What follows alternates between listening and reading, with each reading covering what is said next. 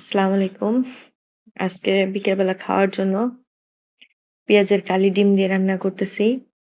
তো এখানে পেঁয়াজ দিলাম তেলের মধ্যে। পরে হলুদ মরিচ দিয়ে আলু কুচি দিয়ে দিলাম। এরপরে একটু নাড়াচাড়া করে নিলাম। নাড়াচাড়া করার পরে পেঁয়াজের কালি দিয়ে দিলাম। পেঁয়াজের কালি দেওয়ার পরেও নাড়াচাড়া করব অনেকক্ষণ। কষিয়ে নিব ভালো করে।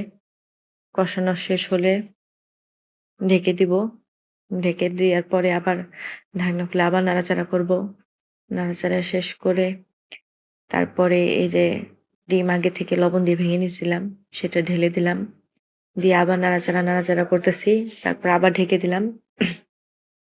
হ্যাঁ, বারবার ঢাকনা খুলবো আর নাড়াচাড়া করব। আবার ঢেকে দিব। এইভাবে করে ভালো করে ভাজা করে তারপরে আবার ঢেকে দিব। তারপরে নামিয়ে নিব। সুন্দর করে বাটিতে নামিয়ে নিয়ে রুটি দিয়ে খাবো। সেজন্য একটা প্লেটে বেড়ে নিলাম। খুব মজা হয়েছিল।